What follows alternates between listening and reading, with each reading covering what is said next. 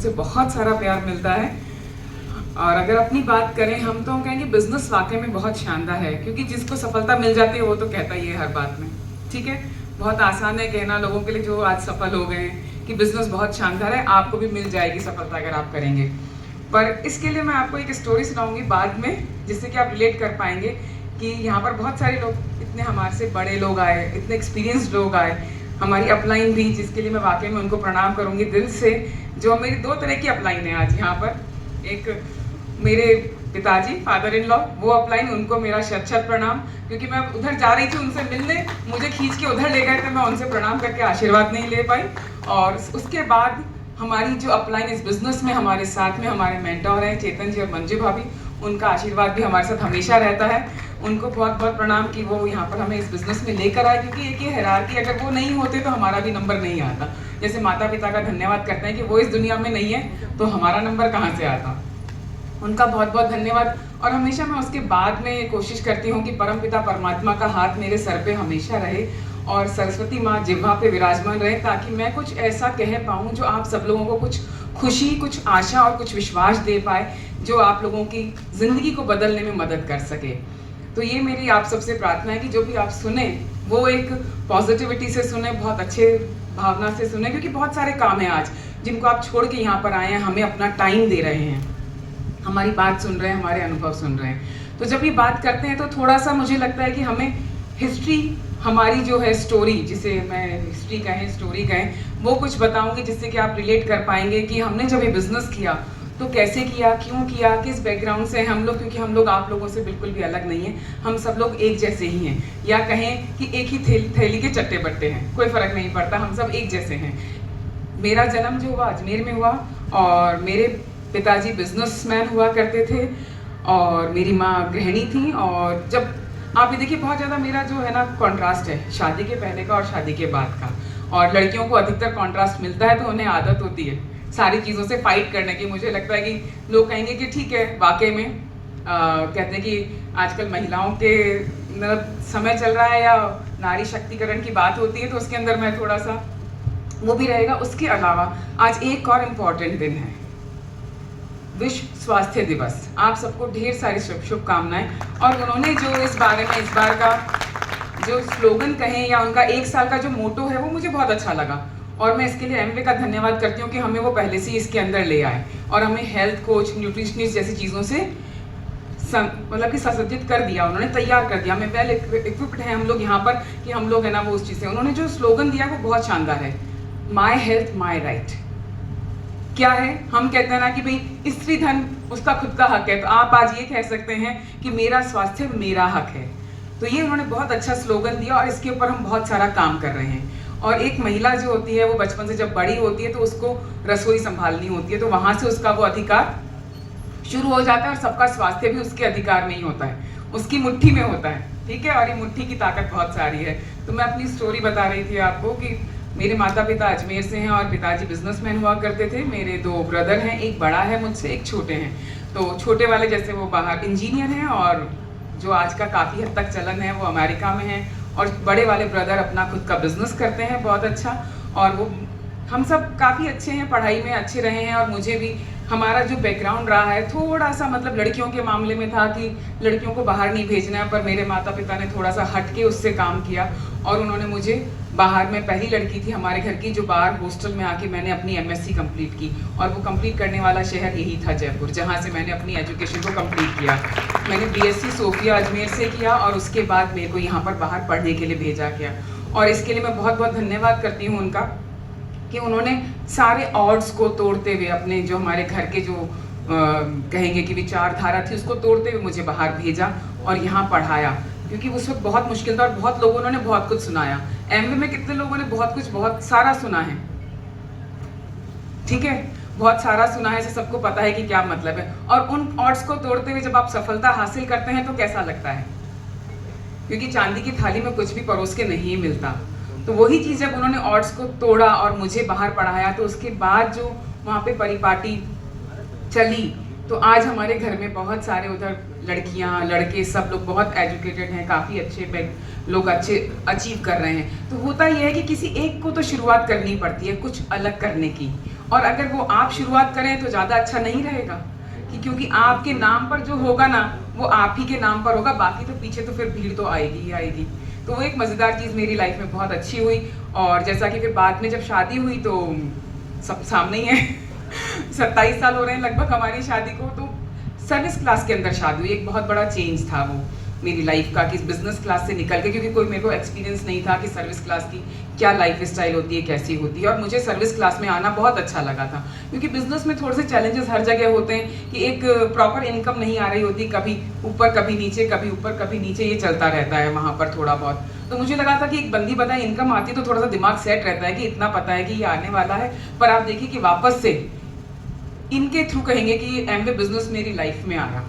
और यहाँ पर भी देखा जाए तो जब इस फैमिली में भी आई, सर्विस फैमिली थी, पर हर कोई यहाँ पर जॉब में था, हाईली एजुकेटेड थे सारे लोग और बहुत ज़्यादा पढ़ाई को भी महत्व देते थे, साथ में काम को भी, वर्किंग जो है आप बाहर जाके काम करें उसको भी बहुत इंपॉर्टेंस देते थे। और हमेशा मुझे एक सपोर्ट मिला बिजनेस को करने में, और उसमें बहुत बड़ा सपोर्ट था जब हम इस बिजनेस को लाए। तो जैसे अभी यहाँ पर कहा था कि उनके माता पिता उन्हें इस बिजनेस में लाए हैं, पर हम कहते हैं कि हम अपने माता पिता को इस बिजनेस में लाए और उनका सपोर्ट हमेशा रहा। तो और उन्होंने हमेशा एक मतलब आप ये देखिए कि कितना बड़ा साथ था हमारा। मेरे फादर इन लॉ इस मामले में बड़े पॉजिटिव रहे कि जब भी कोई प्रोडक्ट आता था, बाकी लोग भले ही नेगेटिव हो या कुछ नहीं करें, पर वो जरूर कहते थे कि नहीं, नई चीज़ तो हमें करनी है, क्या हो जाएगा, एक्सपीरियंस तो लेना चाहिए। उनका ये जो तरीका था हर चीज़ को जानने का कि जब तक पानी में उतरेंगे नहीं उसकी गहराई कैसे पता चलेगी, तब तक तैरना कैसे सीखोगे। पढ़ाई से कभी भी तैरना नहीं होता, किताब में पढ़ के आप तैरना नहीं सीख सकते। तो उनका ये एटीट्यूड मुझे जो था ना निडरता वाला, वो बहुत अच्छा लगा, उससे मैंने बहुत कुछ सीखा आगे। और वही निडरता वाला भाव विवेक के अंदर भी है कि वो कहते हैं कि करके तो देखना चाहिए, डरना क्या है। और आप देखिए एमवे बिजनेस की खूबसूरती ये है कि जब आप इस बिजनेस को लाते हैं तो आज कुछ लगता है पैसा, फिर डर किस बात का। कोई आपको सेटअप करना है, कुछ भी नहीं करना। कोई आपको एम्प्लॉय रखना है, किसी तरह की कोई क्वालिफिकेशन का क्राइटेरिया चाहिए आपको, कुछ भी नहीं चाहिए आपको। ऐसे ही बहुत सारी चीज़ें जब आपको यहाँ पर, जहाँ पर आप नौकरी पे जाते हैं तो हर जगह की एक क्राइटेरिया होते हैं कि ये क्वालिफिकेशन चाहिए। यहाँ पर कोई क्वालिफिकेशन नहीं चाहिए, सिर्फ एक चाहिए आपको एक बिग ड्रीमर होना बहुत ज़रूरी है। वही जो फोर्स है वो आपको आगे बढ़ाती है, काम करने के लिए मजबूत करती है। तो ये चीज़ बहुत ज़रूरी है और ये चीज़ हमारे अंदर बहुत ज़्यादा थी। हम लोग बहुत ड्रीमर रहे हैं, हमने भी एक साथ बहुत सारे काम किए अपनी लाइफ के अंदर। उस वक्त जब बिज़नेस शुरू किया तो मेरे फादर इन लॉ भी अर्निंग मेंबर थे, वो आज भी अर्निंग मेंबर हैं। मेरी mother in law earning member हैं। मेरी दोनों सिस्टर इन लॉ जो छोटी हैं हमसे इस बिज़नेस के अंदर सब जानते हैं, साकेत जी एंड पीयूष मित्तल, वो हमारे एमरल लीडर हैं। और मेरी एक सिस्टर इन लॉ जो छोटी हैं हमसे, पर वो दोनों बहनों में बड़ी हैं, वो डॉक्टर हैं। तो हर कोई एक अर्निंग मेंबर था और मैं खुद भी एज अ लेक्चरर काम कर रही थी। तो आप ये देखिए जहाँ पर सारे लोग इतने सारे काम कर रहे हो और साथ में एक कोचिंग इंस्टीट्यूट और चला रहे हो, फिर उसके बाद हम इस बिजनेस को कर रहे थे। लोग कहते हैं हमारे पास तो फुर्सत ही नहीं है, हम ये बिजनेस नहीं कर सकते। तो किसी को इतने सारे कामों के बाद आपको क्या लगता है कि हमारे घर में क्या इतने फालतू बैठे थे सारे लोग? नहीं बैठे थे ना। तो जो लोग भी ये कहते हैं कि हम बहुत वर्किंग हैं या हमारे पास टाइम नहीं है या मेरी जॉइंट फैमिली है या मेरी न्यूक्लियर फैमिली है, तो मैंने जॉब के चक्कर में न्यूक्लियर फैमिली को भी मैं जिया है, जॉइंट फैमिली को भी जिया है, बहुत सारे कामों को भी किया है, बहुत सारे कामों को नहीं भी किया है। पर लोगों को अपनी इच्छा, ड्रीमर होना जरूरी है, तभी आप उस काम को कर पाओगे। बच्चे भी छोटे भी थे, मेरे भी बच्चे सबके छोटे ही होते हैं और बाद में बड़े होते हैं। आज बच्चे बड़े बड़े भी हैं, अपना जॉब कर रहे हैं वो लोग और बहुत अच्छा काम कर रहे हैं, वो अपनी जॉब में पढ़ाई भी कर रहे हैं। अब मुझे उनकी कोई ज़्यादा रिस्पॉन्सिबिलिटीज़ भी नहीं है। तो लाइफ का हर फेज देखा है। जो भी महिलाएं ये बात कहती हैं कि मेरी ये जिम्मेदारी है, मेरा ये काम है, मेरे घर में ऐसा है, मेरे घर में वैसा है, तो मेरे पास केवल गर्दन हिलाने की कोई और बात ही नहीं होती, क्योंकि मुझे पता होता है कि उसके आगे वो क्या कहने वाली। जैसे आपका छोटा बच्चा आके आपको शिकायत करता है ना कोई, तो आपको पता होता है कि ये कहानी क्या बोलने वाला है और इसका सोल्यूशन भी क्या है, ये बात आपको पता होती है। तो यहाँ पर भी यही वाली कहानी चलती रहती है। और एक और चीज़ मुझे लगी कि यहाँ पर कहा कि जब बड़े हो जाते हैं, थोड़ी उम्र हो जाती है, तो आपके पास बात करने का टाइम नहीं होता। पेरेंट्स को आप सब सेवा करते हैं, बच्चे अच्छे हैं, सब ध्यान रखते हैं, पर वो बात भी ठीक है। पर आज से सबको पता है वो हमारी स्टोरी में बस एक लाइन में बताऊंगी कि 15-17 साल पहले उल्टा जाएंगे, जब विवेक का और मेरे फादर इन लॉ का बहुत तेज एक्सीडेंट हो गया था, बहुत ज़्यादा सीवियर था बिल्कुल। उस टाइम पे आप देखें कि जिसको 3-3 महीने 4-4 महीने बेड पे रहना पड़े, तो उससे एडवाइस लेने कौन आएगा, आप सोच सकते हैं। उस टाइम में हमने एमरेल्ड क्वालिफिकेशन की थी, ठीक है। और उसके साथ में आप देखिए तो जो बिस्तर पे होता है आदमी जो इतना हाइपर एक्टिव है कि वो 1 मिनट फ्री नहीं रह सकते, वो बिस्तर पे 3 महीने फ्री कैसे रहा होगा? बिल्कुल भी नहीं रहा। वो बिस्तर पे भी बहुत एक्टिव थे। सबसे मजेदार चीज़ थी, इतना अच्छा टाइम निकला कि मैं इनके टाइम से परेशान हो गई थी कि लोग आते जा रहे हैं। तो मैंने कहा इनको बल्कि रेस्ट तो करने दो। वो वाली हालत हो गई थी कि पीछा छोड़ दो, थोड़ी देर रेस्ट करने दो इनको, ताकि इनकी रिकवरी अच्छी हो। पर उल्टा था, इनकी रिकवरी कुछ ज़्यादा ही अच्छी हो गई। ये 3 महीने में ही अपना सब कुछ, मतलब कि डॉक्टर ने कहा था कि आप उठ नहीं सकते बेड से, आपको लकड़ी लेके चलना होगा, आपको ड्राइविंग नहीं कर सकते। 3 महीने बाद ये ऑफिस ना खुद ही गाड़ी चला के चले गए, ड्राइवर रखना ही बेकार हो गया। मैंने कहा ये ज़रूरत से ज़्यादा एक्टिव हो गए, जल्दी रिकवर कर लिया इन्होंने। तो ये बहुत सारे जब बेनिफिट आपको मिलते हैं तो उनकी काउंटिंग खत्म हो जाती है कि एमबीए में हम पैसा कमाने आए थे, या हेल्थ कमाने आए थे, या समय कमाने आए थे, या अपनी ज़िंदगी को बेहतरीन बनाने आए थे, या अगर फॉरेन ट्रिप्स की बात करूं, क्योंकि मुझे बहुत घूमने का शौक है, इनको बिल्कुल भी नहीं है। और सिर्फ ये एक बार ही लेके गए मुझे, है ना, शादी के बाद, जहाँ पे भी वो शिमला चले जाते हैं गलती से सारे लोग, वहाँ पे हम भी जाकर आ गए, एक चक्कर काट के आ गए वो। उसके बाद इन्होंने नाम ही नहीं लिया बाहर जाने का, कि जाना ही नहीं है, 10 साल तक कहीं नहीं गए। पर थैंक गॉड कि हमारे लाइफ में एमवे आया, और उसके बाद उल्टा मैं इनको ले जाने लगी हर साल। वो ज़्यादा अच्छा था, ठीक है, वो ज़्यादा अचीवमेंट है मुझे ये नहीं है कि मेरे हस्बैंड मुझे कहाँ लेके गए। मुझे ये अच्छा लगता है कि ये कहते हैं कि मेरी वाइफ मुझे इतनी जगह लेके गई। आज 15-17 साल से ऊपर हो गए हम, 20-25 कंट्रीज़ में, काउंटिंग भूल चुकी हूँ, पर मैं आपको थोड़े बहुत नाम गिना दूंगी इसमें। तो इतनी सारी कंट्रीज़ के लिए हमने घूम चुके हैं, और 3 बार हमारा पासपोर्ट भी बन चुका है। शायद नहीं तो पासपोर्ट भी नहीं पता, आज तो सब बनाते हैं। क्योंकि हमारी 27 साल की जर्नी कंप्लीट हो रही है, और इस बिजनेस में लगभग 25 साल की जर्नी कंप्लीट हो रही है। तो वो जर्नी बहुत लंबी है, उसमें बहुत सारी चीज़ें शामिल करना बहुत मुश्किल है। इसलिए स्टोरी और टीचिंग कहेंगे तो मेरी थोड़ी सी मिक्स चलेगी, और बाकी तो ये बता ही देंगे, क्योंकि बड़ा अच्छा काम है इसके अंदर। बिजनेस मेरा है, सब कुछ मेरा है, जिम्मेदारी सारी इनकी है। ठीक है, तो इसमें बहुत मजा आता है। जब भी कोई जिम्मेदारी का काम होता है या कुछ ऐसा होता है, मैं कहती पहले मैं बोलूंगी, बचा कुछ आप संभाल लेना, फिर तो आप संभाल ही लोगे, कोई नहीं। तो ये बहुत अच्छा पार्ट है इसके अंदर ना। और ये मतलब कि ये होता है कि बिजनेस ना, मतलब देखा जाए तो 66% लेडीज के नाम पर है, उनके नाम पे किया जाता है। तो एक ये महिला सशक्तिकरण का बहुत अच्छा रूप है, अगर महिलाएं करना चाहें, बहाने ना ढूंढे। ये बहुत अच्छी बात बोलते हैं इसके अंदर। मैं हमेशा विवेक को सुनती हूँ कि या तो यू कैन मेक एक्सक्यूजेस और यू कैन मेक सक्सेस। आप दोनों एक साथ नहीं बना सकते कि एक्सक्यूज भी बनाएंगे और आपको सक्सेस भी चाहिए, वो कभी पॉसिबल नहीं है आपके। यानी कि आप 2 नावों पे सवार होना चाहते हैं, और फिर 2 नावों पे एक, आप इमेजिन करिए उस सिचुएशन को अपने ऊपर कि 2 नावों पे सवार हैं आप, एक पैर इधर एक पैर इधर है। आप बताओ अब होगा क्या आपका? वो नदी में चल रही है, ये मत कहना कि जमीन पे पड़ी है, लॉजिक कुछ भी लगा सकते हो। वो नदी में बह रही हैं दोनों नावें, और एक पैर है, यानी कि एक्सक्यूज की और एक सक्सेस की। होगा क्या आपका? थोड़ी देर बाद एक नाव इधर गई, एक नाव इधर गई, और आप बीच में गए काम से। तो हमेशा ये होता है कि हमें एक चीज पे फोकस करना होता है, और आप जिस पे फोकस करेंगे लाइफ वो ही बनेगी आपकी। आपको सक्सेसफुल लाइफ बनानी है या एक्सक्यूजेस बनाने हैं। अब जैसे कि अगर मैं आपको लिस्ट गिनाना शुरू करूं, क्योंकि कई लोगों ने मुझे ये भी बोला, 1-2 बार ये भी हुआ कि हाँ आपके तो हस्बैंड बहुत अच्छे थे ना, उन्होंने अच्छा कर लिया इसलिए आपका काम हो गया। तो मैं केवल उसकी शक्ल ही देखती रह गई आंखें खोल के कि क्या बोलूँ अब कि मेरे हस्बैंड बहुत अच्छे थे। इनडायरेक्टली मेरे हस्बैंड की तो तारीफ कर ली, कोई बात नहीं, पर उसने उसके पीछे कितना कुछ कह दिया, कितनी बड़ी स्टोरी उसने बोल दी। तो जब बात हम करते हैं तो कहने का तरीका बहुत इंपॉर्टेंट है कि आप क्या कह रहे हो और क्यों कह रहे हो। तो अब मैं जब कंट्रीज़ की बात कर रही थी कि हमने कितनी सारी कंट्रीज़ घूम ली हैं, अगर उसकी बात करें तो जैसे भाभी जी अगर गिनाए, भाभी जी ने बताया कि मेरी एजुकेशन कम है। मैं चाहती हूँ हमेशा ही बताएं कि एजुकेशन का यहाँ पे कोई फ़र्क नहीं पड़ने वाला कि भाभी जी कौन सी एजुकेशन में। मैं अगर एमएससी हूँ, लेक्चरशिप का एग्जाम पास किया है, जैसे कि पायल है वो आर्किटेक्ट है, कोई फ़र्क नहीं पड़ता, सब यहाँ पर आकर एक हो जाते हैं, और अपलाइन हमेशा अपलाइन होती है। तो उसके लिए बहुत बड़ा धन्यवाद उनका कि उन्होंने बहुत बड़े ड्रीम दिए और हमेशा मेरे साथ रही वहाँ पर ट्रिप्स में, और मुझे हमेशा हिम्मत दी। तो सबसे पहला ट्रिप था हमारा फ्रांस, इटली, स्पेन का, जो हम मेडिटेरियन क्रूज़ के ऊपर गए थे। बहुत शानदार ट्रिप था। अगर उस एक ट्रिप को भी मैं अगर एक्सप्लेन करने लगूँ ना तो मेरा 1-1.5 घंटा बहुत आराम से निकल सकता है। सेकंड था हमारा थाईलैंड का, जिसमें हम बच्चों के साथ गए थे। उसके बाद हम लोग मलेशिया गए थे, उसके बाद हम लोग स्विट्ज़रलैंड गए, कनाडा गए, ऑस्ट्रेलिया गए, और दुबई गए हम लोग, इंडोनेशिया गए, सिंगापुर में गए, और यूनिवर्सल स्टूडियो भी गए हम लोग, पेरिस के अंदर हम डिज्नीलैंड गए हैं, और बहुत सारे लोग और साथ में हैं वो बाद में या अबू धाबी गए हैं हम लोग, और एंटालिया गए हैं, इस्तांबुल गए हैं, यस थैंक यू। तो ऐसे बहुत सारे ट्रिप गए हम। इंडिया में भी एक क्रूज़ गए हैं हम, जो कॉर्डेलिया क्रूज़ है, वहाँ पे गए हैं हम। तो इतनी सारी टिप्स, अगर इंडिया का करें तो आधा इंडिया भी घूम चुके हैं हम लोग, और फॉरेन कंट्रीज़ की अभी लिस्ट और भी होगी जो मैं शायद कुछ एक भूल गई होंगी, नाम मुझे याद नहीं आ रहा। तो ये देखा जाए तो मुझे जो घूमना पसंद है उसमें 3 पासपोर्ट मैं बदल चुकी हूँ। और एक कविता मैंने कहीं पे पढ़ी थी कि जो इंसान जितना ज़्यादा घूमता है, वो पावेलो हैं, एक राइटर हैं, पोएट हैं, उन्होंने लिखी थी, जो जितना ज़्यादा घूमता है वो लाइफ में उतना ज़्यादा सीखता है। तो ये देखिएगा कि जो एक्सपीरियंस आप लेते हैं इस बिजनेस में, बात यही यहाँ पर मतलब क्या है इस बात का कि जितना ज़्यादा काम करता है, जो जितना ज़्यादा जलता है, कुंदन तो वो ही बनता है।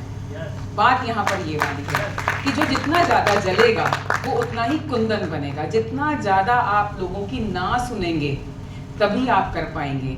तो यही वाली बात है। और क्या होता है ना कि जो बड़ी चीज़ होती है ना उसको भरना आसान होता है, ठीक है। तो आप एक बड़ा रजिस्टर रखिए ना लिखने का। जैसे कि एक ड्रम की बात करते थे हम लोग पहले, बहुत एग्जाम्पल देते थे, बड़ा अच्छा लगता था मुझे वो एग्जाम्पल कि एक बड़ा ड्रम रखिए ना का और एक छोटा ड्रम रखिए हाँ का। बड़े ड्रम को क्या है कि बाल्टी भर भर के डालना होता है ना, और छोटे टब को जो है वो आपको चम्मच से डालना है। तो कौन सा पहले भरोगे आप?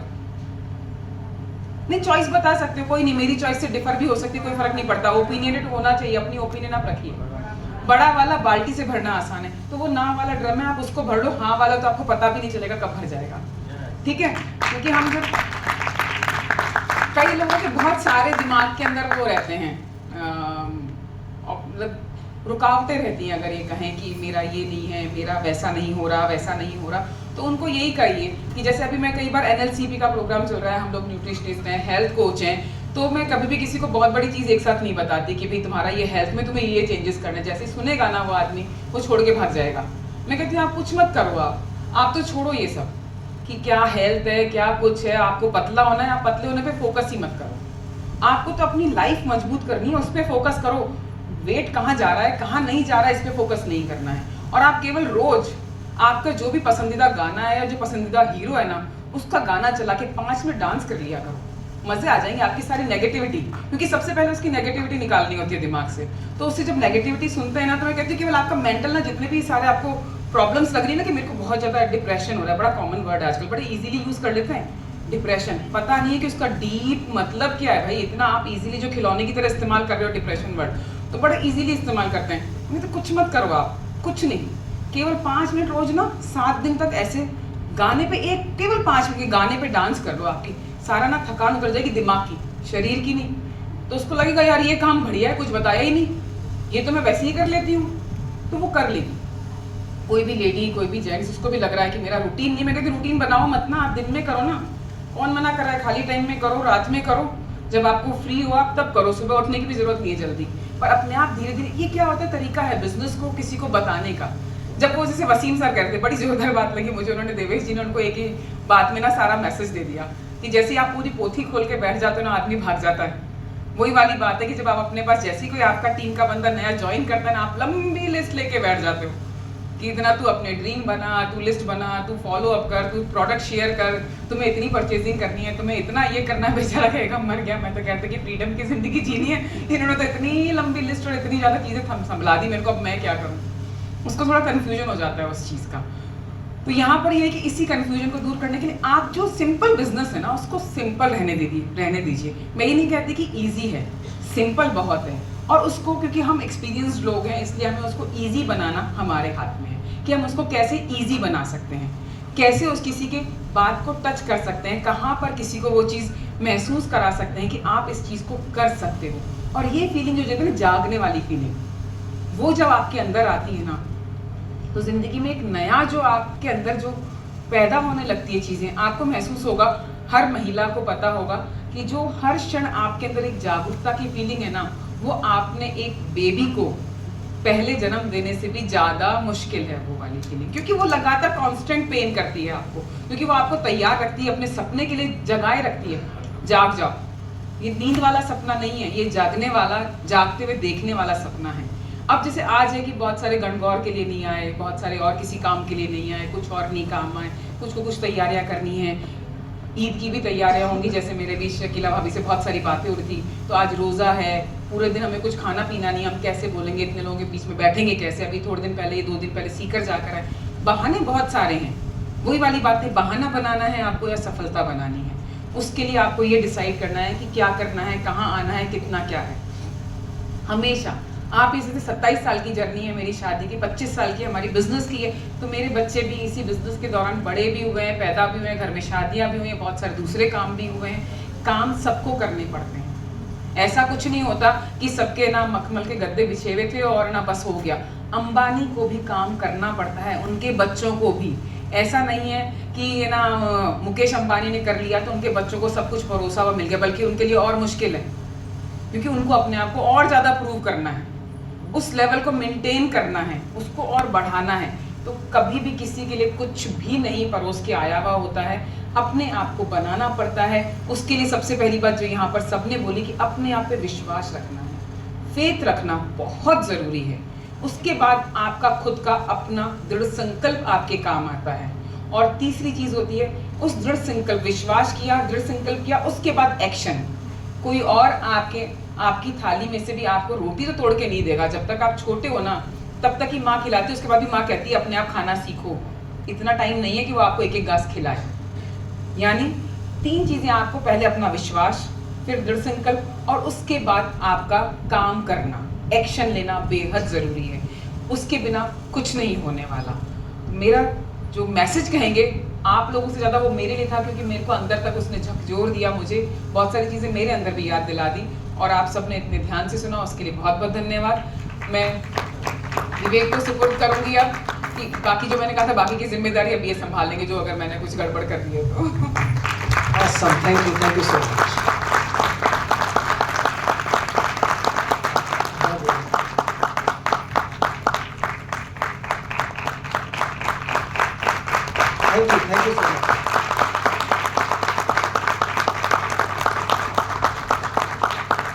हाँ जी साथियों, आज जो रखा है वसीम भाई ने और शकीला भाभी जी ने, ये जो पूरा प्रोग्राम, इसके अंदर एक सेमिनार्स हुआ करते थे जिसके अंदर जो स्पीकर्स होते थे वो स्टोरी बताते थे कि कैसे वो बिजनेस के अंदर आए, फिर क्या चैलेंजेस आए और आज वो किस तरीके की लाइफ जी रहे हैं। तो उसी तरीके का एक प्रोग्राम रखने की बात चल रही थी, तो उसी सीरीज का मिक्सिंग प्रोग्राम अभी हमने रखा।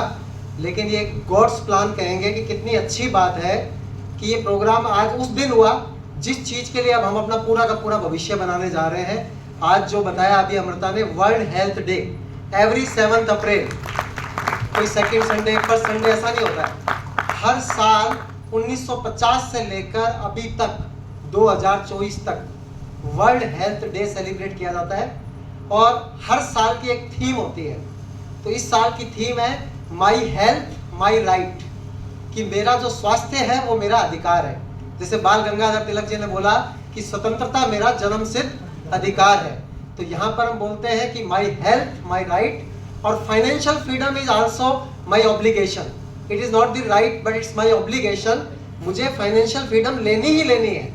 ऐसा नहीं हो सकता, कई बार बड़े बड़े लोगों को हमने पढ़ा सुना, तो जो बिल गेट्स हैं, दुनिया के जो सबसे अमीर व्यक्ति हुआ करते हैं 1 2 3 सीरीज के अंदर ही, उन्होंने बोला कि आपका गरीब पैदा होना कोई पाप नहीं है, कोई चीज़ नहीं है, लेकिन गरीब मर जाने से बड़ा कोई अभिशाप नहीं है आपके। क्योंकि आप अगर गरीब मर रहे हैं, कर्जा छोड़कर मर रहे हैं, इसका मतलब आपने जो है वो लाइफ के अंदर अच्छे काम किए नहीं। जिंदगी के अंदर जो चीज़ करनी चाहिए, बच्चों को कुछ दे के जाना है, दुनिया को कुछ दे के जाना है, देश को समाज को कुछ दे के जाना है।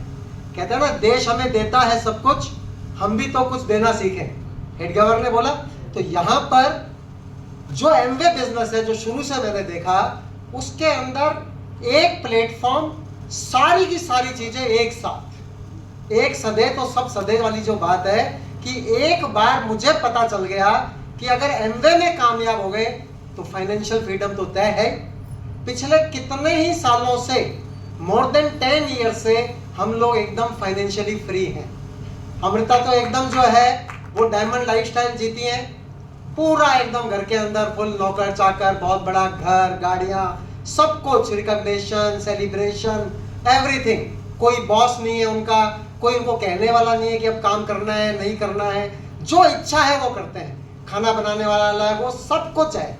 कहीं जो भी एक लेडी सोच सकती है, लेकिन वो तो खाली पैसे से भी आ सकता है, लेकिन लोगों की जिंदगी को टच करने का एहसास, लोगों को पॉजिटिविटी देने की बात, अभी स्टेज के ऊपर कितनी अच्छी बात की, रिकॉग्निशन की बात। क्योंकि इंसान को कभी भी रोज रोज दाल रोटी नहीं होती है, कि एक खाली खाली ये चीजें मिल गई, फाइनेंशियल सक्सेस मिल गई तो बहुत खुश हो जाएगा, क्योंकि सबसे बड़ी जो चीज है वो खुशी है।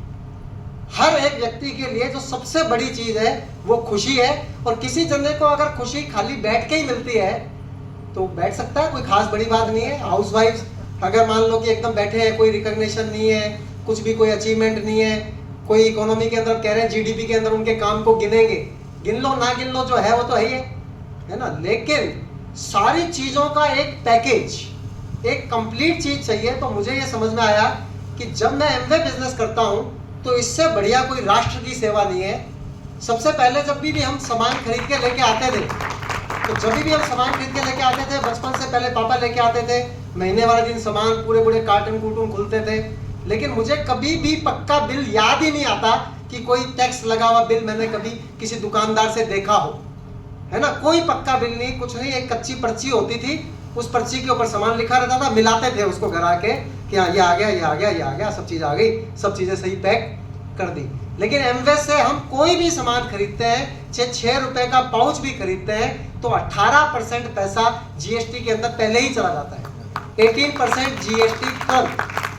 हमारी लाखों रुपए की इनकम, अगर 10 लाख रुपए महीने की इनकम माने तो 1,80,000 रुपए हर महीने हम जीएसटी पे करते हैं अलग से, मेरी इनकम के ऊपर। इनकम पे तो इनकम टैक्स पे होना चाहिए, तो इनकम टैक्स तो अलग से 30% पे करते हैं। साथ के अंदर सरकार के नियम है कि जब आपकी इनकम एक साल के अंदर 20 लाख रुपए से ऊपर हो जाए तो आपको जीएसटी का रजिस्ट्रेशन कराना है, और हर महीने 18% में जीएसटी भरता हूँ। वो एमवे की जो प्रोडक्ट सेल होती है उसी से आती है, एमवे हमारे को देती है, हम जो है वो सरकार को दे देते हैं, और वो एक सारा सिस्टम होता है। तो हर एक एक्टिविटी के ऊपर 18% जीएसटी।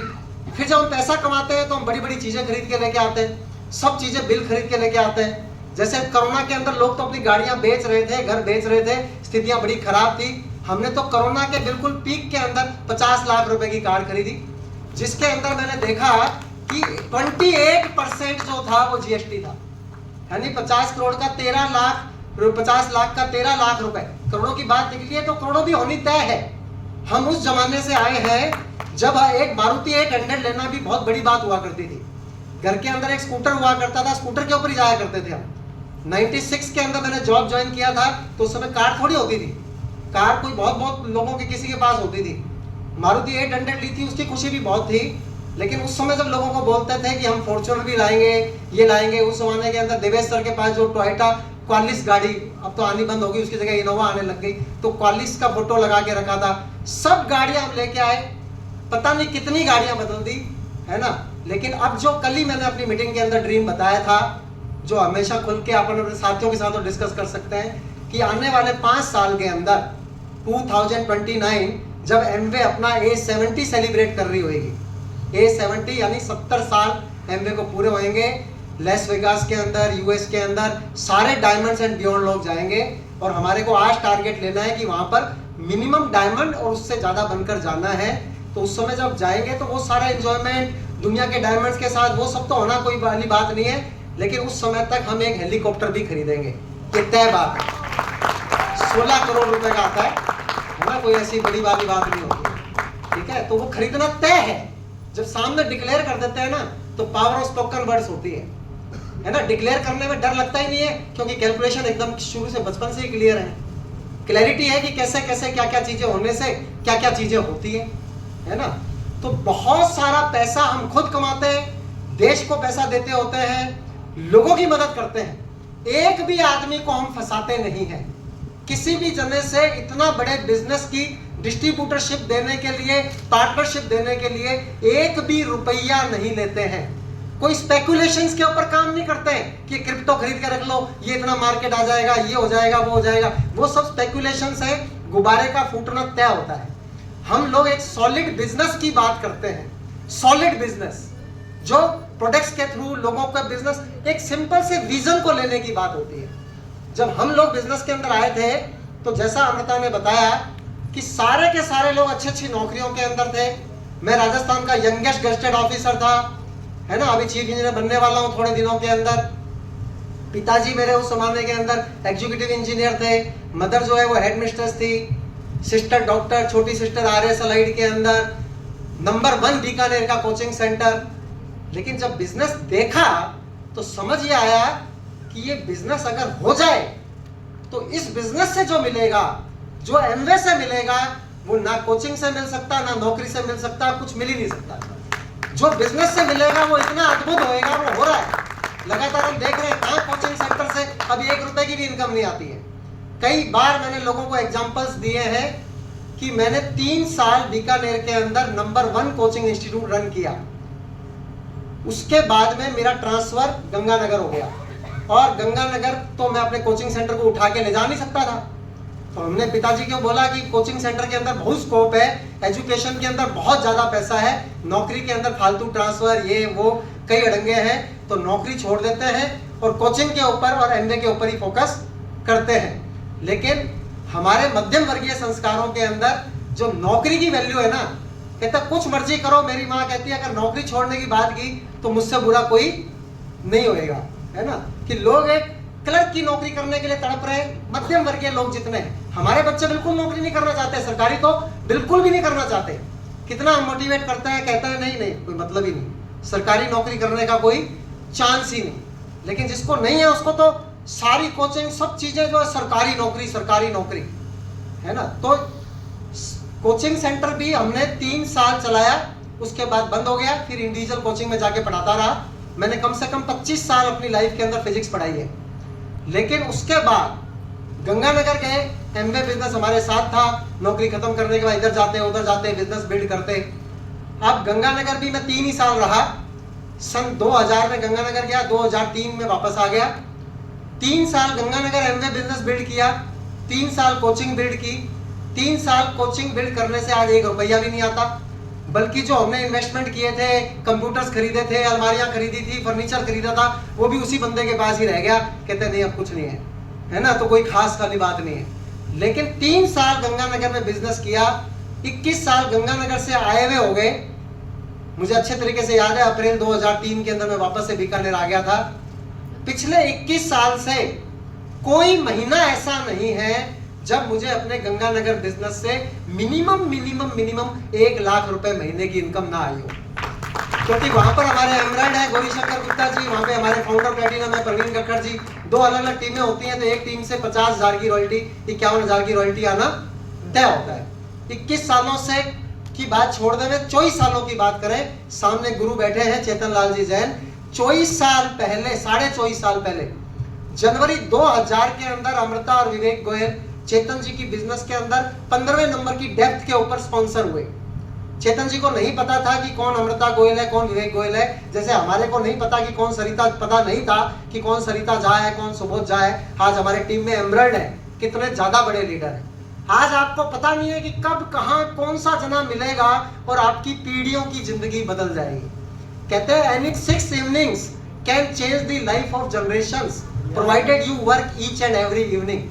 हर शाम को अगर हम काम करते हैं तो कोई भी 6 शाम के अंदर 6 शानदार हीरे, वसीम भाई जैसे ये सब लोग मिलने तय हैं। दुनिया के अंदर टैलेंट की कोई कमी है ही नहीं। ये सोचना कि सबसे होशियार मैं हूं, ये बहुत गलत चीज है। और ये सोचना कि मैं बुद्धू हूं, ये भी गलत चीज है। हम होशियार हैं, हमसे भी होशियार बहुत सारे लोग हैं, वो हमारे टीम के अंदर आने हैं, तय है। और कितना बड़ा साम्राज्य बनने वाला है। चेतन जी हमें जानते नहीं थे। जनवरी 2000 में हमने बिजनेस स्टार्ट किया और फरवरी 2000 के अंदर हम सिल्वर बन गए, जस्ट इन 2 मंथ्स। क्योंकि उस जमाने के अंदर जिसको भी हम बताते थे, आज भी हम जिसको बताते हैं वो हमारी बात के ऊपर विश्वास करते हैं, क्योंकि हम क्रेडिबल लोग हैं। हम हर बात लॉजिक के साथ करते हैं, दिमाग लगा के करते हैं, बुद्धूपने की बातें नहीं करते हैं। तो लोगों को समझ आती है कि नहीं यार, जब ये इंटेलिजेंट है, बीटेक एमटेक गोल्ड मेडलिस्ट है, सब कुछ चीजें बढ़िया समझ के करते हैं, तो ये बता रहे हैं, तो क्रेडिबिलिटी होती है। आज आपने ये स्कीम कर ली, कल वो कर ली, परसों वो कर ली, आपकी क्रेडिबिलिटी क्या होगी? ये लल्लू आदमी है, कहता है यहाँ पे अरबपति बनेंगे, फिर कहता है यहाँ बनेंगे, यहाँ बनेंगे, कहीं पे भी नहीं बनता है, तो बेवकूफ आदमी है। तो फिर आपकी बात को वो लोग सुनते नहीं है। ये कोई स्कीम की बात तो अपन कर ही नहीं रहे, अपन समझेंगे अभी बात। तो हम फरवरी 2000 में सिल्वर बने थे। सर 24 साल 2 महीने, कोई महीना ऐसा हुआ हो कि जब हम सिल्वर ना बने हो? कोई महीना ऐसा हुआ जब चेतन सर आपको लाखों रुपए की रॉयल्टी ना आई हो?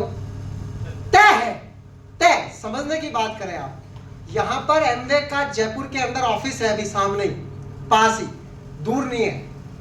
और चेतन सर की दुकान भी पास ही है। चेतन सर अपनी दुकान चलाते हैं और इनका एमवे का बिजनेस एमवे के बिजनेस मॉडल से चलता है। अब चेतन जी ने अपनी दुकान के अंदर 2 बंदे रखे हुए हैं। चेतन जी जो है सुबह शाम दुकान को खोलते हैं, सारा कुछ काम करते हैं, है ना, पूरा हिसाब किताब भी करते हैं, सारी कुछ चीजें करते हैं। लेकिन एमवे बिजनेस के अंदर जो एमवे के स्टोर के ऊपर और जितने भी लोग इनके साथ जुड़े हुए हैं, चाहे वो स्टोर पे नहीं ऑनलाइन ही परचेजिंग करते हैं, तो सर का पैसा हर मिनट हजारों लाखों आता रहता होता है। अब चेतन जी जो है वो तो ऑफिस के अंदर एक नौकर को जरा सा पेमेंट भी नहीं देते, कभी होली दिवाली भी कुछ शायद ना देते हो, है ना, और कभी भी बिजली का बिल भी उसका कोई टेंशन नहीं करने की जरूरत, एम्प्लॉय की कोई तनख्वाह की टेंशन करने की जरूरत नहीं, कहां से माल आएगा, कैसे इन्वेंट्री कंट्रोल होएगा, माल की क्वालिटी कैसे कंट्रोल होएगी, सब मनी बैक गारंटी एमवे देती है, बिल एमवे काटती है, बिना बिल के कोई सामान जा नहीं सकता, पैसा कहीं इधर उधर हो नहीं सकता, मोबाइल पे देखना हो तो देखते रहो, बस खुश हो सकते हो, है ना, पैसा हर महीने की 4 तारीख को खाते के अंदर जमा हो जाता है। इससे आइडियल सिस्टम क्या होएगा? एक बार किसी एक जने को बता दिया, उसके बाद उसकी 10वीं पीढ़ी एमवे का सामान लाएगी, बेचेगी, तो हमारी 10वीं पीढ़ी को पैसा आना तय है। काम एक बार, पैसा बार बार। और क्या चाहिए? इस काम के अंदर अगर कोई मुसीबत आ जाए तो आ जाए, क्या फर्क पड़ता है? एक प्रोफेशनल आदमी के लिए हाउ डज इट मैटर कि समस्या आ गई, उसने मना कर दिया, लल्लू आदमी मना कर दिया, अपने क्या फर्क पड़ रहा है? बेवकूफ है बेचारा बंदे, मेरे को हंसी आती है, समझ नहीं आ रही इसको कहानी, समझने की कोशिश नहीं कर रहा है, मुझे मना करके उसी का नुकसान है। मुझे कोई ये थोड़ी मैंने बोला है कि इस फलाने आदमी को ही तू लेके जाएगा तब तेरे को रॉयल्टी मिलेगी। विवेक आए, चाहे विनय आए, चाहे विंस्टन आवे, चाहे कोई अब्दुल आवे, चाहे जो मर्जी आवे ना कोई तो आना ही है। एमवे को पता है, विजन को समझने की बात देखें कि अभी एमवे हिंदुस्तान के अंदर 2000 करोड़ का बिजनेस करती है और एमवे को पता है कि एमवे का बिजनेस 20,000 करोड़ आने वाले 5-7 सालों के अंदर होने वाला है। 2000 करोड़ आते आते हम जैसे कितने सारे लोग फाइनेंशियली फ्री हो गए, तो 2000 करोड़ में 1000 करोड़ भी जोड़ो तो बहुत बड़ी बात होती है। करोड़ों के अंदर जब बात होती है तो लोग समझते नहीं है, कहते हैं यार क्या फर्क पड़ता है कि अमिताभ बच्चन ने उस एडवर्टाइजमेंट के 20 करोड़ लिए, मैं बोलता हूँ 20.1 करोड़ लिए। अरे विवेक जी मुद्दे की बात करो, यहाँ कहीं फर्क पड़े, 20 करोड़ लिया, 20.1 करोड़ लिया। मैं कहा भाई तुम्हें पता है क्या कि 0.1 करोड़ 10 लाख रुपया हुआ है, मैंने दे दे, फर्क को नहीं पड़े तो है। 0.1 करोड़ 10 लाख रुपया होता है, अकाउंट के अंदर हो तो महीने के 10,000 रुपए अपने आप पैसे आते हैं, एक नौकर रख सकते हैं, किसी एक बच्चे की मदद कर सकते हैं, बहुत कुछ कर सकते होते हैं, है ना। कहते हैं पैसे से क्या होता है, ये वही लोग बोलते हैं जिनके पास में पैसा नहीं होता है। जिनके पास पैसा होता है वो कभी नहीं बोलते कि पैसे से क्या होता है, वो तो ये बोलते हैं कि पैसा खुदा तो नहीं लेकिन खुदा से कम भी नहीं, है ना। तो पैसे को तिरस्कार करेंगे, लक्ष्मी माता का तिरस्कार करेंगे तो लक्ष्मी माता आपका तिरस्कार कर देगी। मुझे अमृता सिखाती, कभी पहले मैं ऐसे बोलता, अरे पैसा वैसा क्या बड़ी बात है, क्या यार पैसा वैसा बड़ी बात है, पैसा ही सबसे बड़ी बात है। क्यों बड़ी बात नहीं है? किसी की मदद करनी है तो पैसे से ही तो करेंगे अपन, कोई भी सुविधा लाएंगे तो किससे लाएंगे, पैसे से लाएंगे। बच्चे की एजुकेशन करानी है तो किससे कराएंगे, पैसे से कराएंगे। नहीं पैसा है तो लोन लेना पड़ेगा, बिना पैसे के। वो तो एक्सेलराई वाले तो मेरी बेटी को जो है वो कह देती कि तू बहुत होशियार है तो चल तेरे को जो है फ्री के अंदर दे देते हैं। साकेत जी भी अपनी बच्ची को भेजेंगे, मेरी भांजी को अभी यूके भेज रहे हैं, तो 1 करोड़ 2 करोड़ 5 करोड़ खर्च होंगे, तो पैसे खर्च होंगे ना। ऐसा तो नहीं होएगा वो कह देंगे यूके की यूनिवर्सिटी की नहीं तुमने तो टॉपर किया था, अब कुछ भी पैसा खर्च करने की जरूरत नहीं है। मेरी एक भांजी पहले से ही पढ़ती है तो 1 करोड़ रुपए खर्च कर चुकी है अभी तक ऑलरेडी। तो पैसे होंगे तो आप पैसा खर्च करोगे। लोन भी आपको तभी मिलेगा, हमने तो कभी लोन लिया ही नहीं एजुकेशन के लिए, क्योंकि अमृता का ड्रीम था कि बच्चे को लोन के अंदर रखना ही नहीं है, शुरू से ही फ्रीडम, है ना। तो 25 लाख रुपए वन टाइम एनईएफटी आरटीजीएस ये लो कट, है ना। तो पैसा बहुत ज्यादा एमवे बिजनेस के अंदर है, टाइम एमवे बिजनेस के अंदर है, सिक्योरिटी एमवे बिजनेस में है, लेकिन आज टाइम बहुत ज्यादा हो गया। एमवे बिजनेस को नए तरीके से समझना है, रीसेट। अगर आपने 12th फेल पिक्चर देखी है तो एकदम एग्जाम की तैयारी करते हैं, भयंकर तैयारी करते हैं और उसके बाद में फेल हो जाते हैं तो वापस से बोलते हैं रीस्टार्ट रीसेट, रीस्टार्ट रीसेट। ये नहीं, ये पुराने लोग जो है ना उनके दिमाग में बैठा हुआ है वो फेल हो गया, नॉलेज ज्यादा लेके बैठे हुए हैं वो कि उस वाले बंदे ने बहुत किया वो नहीं कर पाया, इसका ये नहीं। अरे ये कुछ नहीं कहानी, नया टाइम आज, today is the first day for the rest of my life. इस बात को समझना है। आज ये जितने सारे लोग एमवे कर रहे हैं ये कोई नहीं करेंगे, मेरे जो भी कर रहे हैं कोई नहीं करे, मैं आज भी वापस से बिल्ड कर दूंगा और पहले से ज्यादा स्पीड के साथ कर दूंगा और बहुत ज्यादा बड़ा कर दूंगा। क्यों? क्योंकि अभी टेक्नोलॉजी अपने साथ है। एमवे बिजनेस किस चीज का है? Trade with technology. आज टेक्नोलॉजी के कारण अपन जूम मीटिंग्स करते हैं, आज टेक्नोलॉजी के कारण से क्या क्या चीजें नहीं हो रही, एक साथ कितने लोगों को अपन इंफॉर्मेशन दे पा रहे होते हैं। आज एमवे हेल्थ के अंदर वर्ल्ड की नंबर 1 कंपनी तो पहले से ही थी, लेकिन चाइना मॉडल को देखकर एमवे ने हमारे को एक मॉडल दे दिया जिसको लेकर हम सब लोग बहुत एक्साइटेड हैं। सिर्फ उस मॉडल की 2-3 बातें करके मैं बात को इसलिए खत्म करना चाहूंगा बाद में कि बिजनेस का एक बहुत इंपॉर्टेंट पार्ट जो है वो रिकॉग्निशन है, और गोल्ड प्रोड्यूसर एक बहुत बड़ा लेवल होता है जिसको कि अभी अपन रिकॉग्निशन देखेंगे, मस्ती करेंगे, डांस करेंगे उनके साथ। और मेरे पिताजी भी सामने बैठे हैं, उनको भी स्पेशली मैंने इनवाइट किया, वो गोल्ड प्रोड्यूसर ही हैं और साथ साथ के अंदर 81 इयर्स के अंदर एकदम कितने जवान है। अभी आप देखो स्टेज के ऊपर चढ़कर आ सकते हैं, सब कुछ चीजें वो लास्ट के अंदर बुलाऊंगा भी मैं आपके लिए उनको। कोई भी उनको समस्या नहीं, कोई उनको बीमारी नहीं, मेरी मम्मी को कोई बीमारी नहीं। जब हम लिपिड प्रोफाइल कराते हैं तो लोग दांतों तले उंगलियां दबा लेते हैं कि हो क्या रहा है, ये इतनी बड़ी उम्र के अंदर ये एकदम ही सारे परफेक्ट पैरामीटर्स, ये हो क्या रहा है ना। मेरी मम्मी 78 इयर्स की है, पापा 81 इयर्स के हैं, भागते हैं, दौड़ते हैं, इधर जाते हैं, उधर जाते हैं, हर रोज घूमते हैं। कोई दिन ऐसा नहीं जब घूमते नहीं हो, कोई दिन ऐसा नहीं जब लोग हमारे घर पे नहीं आते हो तो पिताजी से सलाह नहीं लेते हो। जो नरेंद्र ने बात बताई थी कि लोग सलाह नहीं लेंगे आपसे, आप बैठे रहोगे कोने के अंदर, क्योंकि इंसान को तो बहुत सारी चीजें चाहिए होती है ना। तो रीसेट किसने क्या कर दिया, वो नेटवर्किंग, तू जुड़ जा, मैं तेरे साथ जोड़ दूंगा, इन सब बातों में कुछ नहीं होएगा। अभी एमवे हेल्थ की वर्ल्ड की नंबर 1 कंपनी है। चाइना के अंदर बिजनेस 1995 के अंदर स्टार्ट हुआ था और भारत के अंदर बिजनेस 1998 के अंदर स्टार्ट हुआ। चाइना के अंदर बिजनेस स्टार्ट करने के बाद से आज चाइना का मार्केट, एक बात तो बहुत इंपॉर्टेंट बता दूं मैं आपको कि एमवे जैसी लीगल एथिकल इतनी बड़ी कोई कंपनी धरती के ऊपर भी नहीं है, पॉसिबल नहीं है। चाइना के अंदर इतनी सारी चिट फंड कंपनियां आ गई एमवे को देख के, जैसे हिंदुस्तान में भी एक बार हुआ था, अब तो हिंदुस्तान में भी सब कंपनियां हमने लगभग खत्म ही है ना। बीच बीच में थोड़े बहुत आते रहते हैं और कुछ लालची बेचारे भोले लोग उसके अंदर फंस जाते हैं और अपना कैरियर बर्बाद कर देते होते हैं। लेकिन एमवे जब चाइना के अंदर थी तो बहुत सारी छोटी मोटी कंपनियां आ गई, तो चाइना की गवर्नमेंट को बहुत शिकायतें मिली कि लोगों का पैसा लूटा जा रहा है, ये हो रहा है, फलाना ढीकड़ा। तो चाइना ने सारी की सारी कंपनियों को इंक्लूडिंग एमवे बंद कर दिया, बैन कर दिया और एक रिव्यू कमीशन बनाया कि ये रिव्यू करेगा कि डायरेक्ट सेलिंग का बिजनेस कैसे होना चाहिए, क्या होना चाहिए। और रिव्यू कमीशन ने 6 महीने के बाद रिपोर्ट दी और बोला कि बाकी सारी कंपनियों का मॉडल बेकार है, गलत है, पैसा लूटते हैं, इनको बंद। एमवे चाहे तो अपना ऑपरेशन वापस से चालू कर लेवे। और एमवे ने इस बात में बहुत जोरदार तालियां बजती है और एमवे ने अपना ऑपरेशन स्टार्ट किया। आज आपको ध्यान है कि एमवे चाइना का मार्केट 22,000 करोड़ रुपए से ऊपर है और एमवे इंडिया का मार्केट 2,000 करोड़ से कुछ कम है। कहाँ 2,000 करोड़, कहाँ 22,000 करोड़। तो चाइना के अंदर इतनी सारी जो ग्रोथ हुई तो हिंदुस्तानी थोड़े लेट जगेंगे, लेकिन ऐसा तो नहीं कि जगेंगे ही नहीं कभी, ये पॉसिबल है और अपन तो जगह भी है। तो आज 2,000 करोड़ से जब 20,000 22,000 करोड़ मार्केट जा रहा है तो आप अपना अपना कितना शेयर होएगा आप सोचो। 2029 के अंदर आप डायमंड एंड बियॉन्ड जाना तो तय है ही है, इसमें तो कोई किंतु परंतु है ही नहीं। एमवे ने अब स्टार्ट किया है मॉर्निंग न्यूट्रिशन बिजनेस सॉल्यूशन, जिसके बारे में जूम के ऊपर आप पूरा देखिए। 21 दिन का पूरा प्रोग्राम है, उसको अंडरस्टैंड कीजिए। एक न्यूट्रिलाइट लिव कंसिस्टेंसी प्रोग्राम है NLCP, उसको अंडरस्टैंड कीजिए। सब चीज़ों को अंडरस्टैंड करेंगे। लास्ट की बात बता रहा हूँ कि हर किचन, कोई किचन आप इमेजिन कर सकते हैं जिसके अंदर आटा ना हो, चावल ना हो। एनी किचन जिसके अंदर आटा ना हो, चावल नहीं हो तो किचन कैसे होएगी वो। लेकिन ऐसी तो एक 10-20 हज़ार के अंदर 1-2 ही किचन्स होंगी जिसके अंदर प्रोटीन पाउडर हो। आटा तो सभी किचन्स के अंदर है, लेकिन प्रोटीन पाउडर तो अभी किचन का हिस्सा नहीं बना है। लेकिन प्रोटीन पाउडर को भी आटे के जैसा ही किचन का हिस्सा आने वाले टाइम में बनना है, क्योंकि वो हमारी रिक्वायरमेंट है। हर आदमी का बिल्डिंग ब्लॉक जो है वो प्रोटीन है। 90% भारतीयों में प्रोटीन की कमी है और जब वो प्रोटीन हमारी किचन के हिस्सा बनेंगे तो 22,000 करोड़ क्या चीज है, 2,20,000 करोड़ भी मार्केट पहुंचेगा।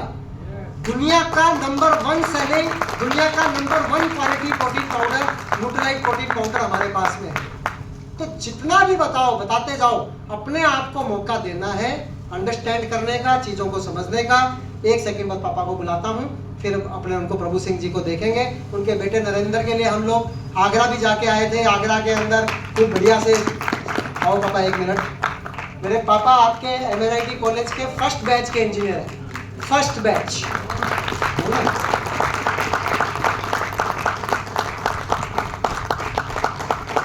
हाथ पकड़ने की जरूरत नहीं, ऐसे नहीं पकड़ रहा हूँ।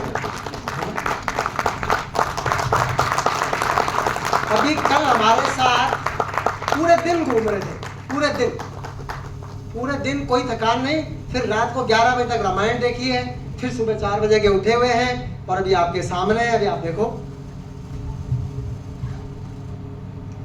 नमस्कार। एक कहावत हम सुना करते थे कि child is the father of man. मेरी बात तो ध्यान से सुनिए आप। Child is the father of man. Practically Vivek is my father. That equation fits on me because of him. मेरा जयपुर से काफ़ी लंबा एसोसिएशन रहा है। मैंने MNIT जो आज है उसका नाम था MREC, Malviya regional engineering college, जो 1963 में स्टार्ट हुआ। उसके फर्स्ट बैच में हमने पढ़ाई की। उसके बाद में मैं यहाँ रोडवेज के अंदर CTS डिपो में डिपो मैनेजर रहा, CTS इंचार्ज रहा। उसके बाद में मैं इरिगेशन में रहा और 2001 में मैं रिटायर हो गया। 2023 साल हो गए मुझे रिटायर हुए and now I am 81 running. तो मैं तो ये समझता हूँ कि जिस टाइम ये MBA की बात हुई, चेतन जी आए, हमें बुलाया गया कि साहब इस तरह का एक प्लान है, और परंतु वो प्लान हमें कुछ समझ नहीं आया। मैंने विवेक को कहा, Vivek you are MTech gold medalist, इतना असिस्टेंट इंजीनियर डायरेक्टली लगे हो, यू आर माई प्राउड। और आप क्या साबुन तेल ये बेचोगे घर घर जा करके? तो जो बात मैं आपको ये इसलिए कह रहा हूँ कि मैं एक जनरेशन इससे बड़ा होते हुए भी, इंजीनियर होते हुए भी, मैं वो चीज़ कंसीव नहीं कर पाया जो विवेक ने उस 22-23 साल की उम्र में कंसीव कर ली और मुझे कहा कि पापा MBA क्या है ये मैं आपको 1 साल के बाद बताऊंगा। मैंने कहा क्या बताएगा यार, हमने भी उम्र की है, सफेद बाल धूप में तो किया नहीं है। कल देखना पापा, आप खुद कहोगे कि यू आर राइट। और आज मुझे बड़ा प्राउड होता है ये बात कहते हुए कि जो इसने कहा था वो सत्य प्रूव हुआ। इंजीनियर्स की लाइफ, गवर्नमेंट सर्वेंट की लाइफ इज बहुत डर्टी बात, गंदी बात कह रहा हूँ, माफ करना, इज बेस्ड ऑन करप्शन। आज हमारे सारे सर्विसेज क्लास के लोग हाईली करप्ट हैं। मिनिस्टर्स हों, ब्यूरोक्रेट्स हों, परंतु आज एक MBA ऐसा बिजनेस है जो करप्शन के आसपास भी नहीं है। पूरा जैसे इसने अभी कहा आपको कि हम लोग जब तनख्वाह मिलती थी, सामान लाते थे, वो एक पर्ची पर सामान की लिस्ट, कभी बिल की बात करते तो कहते बिल को क्या करना है भैया, खाना है क्या बिल को, बिल यही है। तो बिल नाम की चीज थी नहीं। हम लोग कहते भी थे, सब कुछ करते थे। तो जहाँ तक प्रिंसिपल्स का सवाल है, लॉजिक का सवाल है, और यही कारण है कि आज मैं 23 साल रिटायरमेंट के बाद में भी आज जो मेरी हेल्थ का राज है वो मेरी अपनी हैबिट्स तो हो सकती है, पर उसमें 60-70% हिस्सा MBA का है। मैं खाने के टाइम में 8-9 प्रोडक्ट लेता हूँ रेगुलरली। आपका दिल्ली है, प्लस आपके सलमान है, ये सब चीज़ें लेते हैं और उसका इम्पैक्ट है कि थकावट, मेरी बैटरी सुबह 5 बजे चार्ज होती है और रात को 9 बजे डिस्चार्ज होती है। इन सब का कारण जो है ये एमवे है। मेरे बारे में अमृता ने भी बहुत कुछ कहा। हमारे घर की परिस्थितियाँ ऐसी रही कि हम लोग प्रिंसिपल्स में बहुत ज़्यादा बिलीव करते थे और मैंने कहा यार प्रिंसिपल्स वाला आदमी बिजनेस हमारे तो पीटीओ ने किसी ने नहीं किया, न हमारे दादा ने किया, न हमारे फादर ने किया, और तुम कहाँ यार ये एमवे चक्कर में पड़ रहे हो। परंतु आज मुझे लगता है कि वो मेरी सबसे बड़ी बेवकूफ़ी थी। उस गलती को मैं आज रियलाइज करता हूँ, आप सब लोगों के सामने एक्सेप्ट भी करता हूँ। कहने को, बात करने को तो बहुत कुछ है, परंतु बहुत टाइम हो चुका है। मैं अपनी बात आप लोगों द्वारा मेरे को ध्यान से सुना है, इसके लिए धन्यवाद देते हुए समाप्त करना चाहता हूँ। धन्यवाद।